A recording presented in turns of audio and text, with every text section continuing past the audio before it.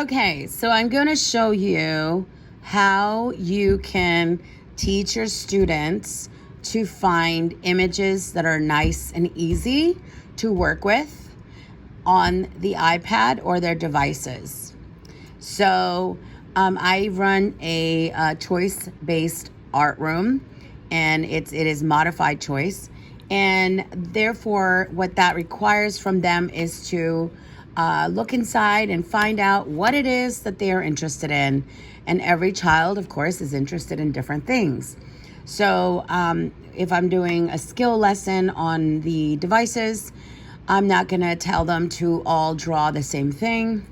I might have an umbrella of something to draw. So it might be instead of just, let's say, unicorns, I will say creatures. And the umbrella of creatures has unicorns in there, but it also has other animals like horses, realistic animals, hybrid animals, imaginary animals, cartoon animals. So just widen the umbrella just enough to include a lot of different options in there. That way, students are able to find themselves in there. So when I do any kind of artwork, I will have them search for images related to things that they're interested in. And so I'll have them type whatever it is. And I teach in Spanish, but when I have them search, I'll always have them search in English because it will render more results. And so let's say I have the child, let's say, likes horses or horse. And the images, even if you click on images, the images you get are going to be mostly photographs. Okay? And those are great. It's just really hard for kids to see shapes in photographs. So another advice that I have, and it's one that I use all the time, is to use the words clip art in addition to any search you do. And I will press return. And there, if you are on images over here, you will see lots of other, lots of images of horses. And notice that they are simpler. Some of them, of course, there's still variation. There are realistic ones, but they're still simpler because they're not a photograph. They're ones that use, shapes. You see, these are very obvious shapes right here. We're going to go back. Sorry. Let's see. Oop. Oh, I know. Sorry. Okay. Okay. Now, the other thing that I think is important to teach them is the tool option here. And this is visible on a device. Maybe not in a computer. It looks a little different. But if you're on an iPad, you click on tools and notice what happens here. This drawer opens.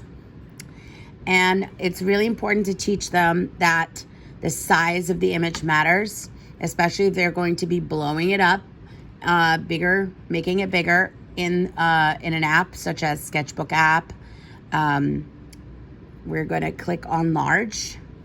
And those are going to be images that you're going to be able to expand when you bring it into another app.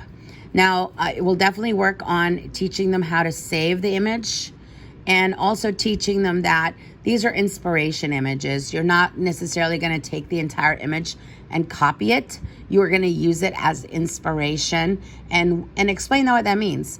You're using aspects of it that are meaningful to you in your work that will make your work look unique and fit your needs. So, for example, you might choose this image right here because you love the way the hair looks on the horse or the mane. You might use this image here because of the colors, the color combination, and maybe your horse will be running or walking.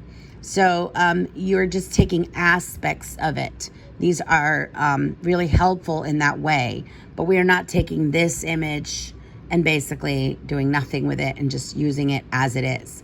So one way to save the image in your album for future use is to hold down with your finger You see? And then what happens is there's this options here, and you're going to click Save Photos. And now if you look in your album, that will be the one photo that is in your album. See? And you're able to then utilize that. So I think that's really important when you're teaching, to just give them that one clue, and it will really help them.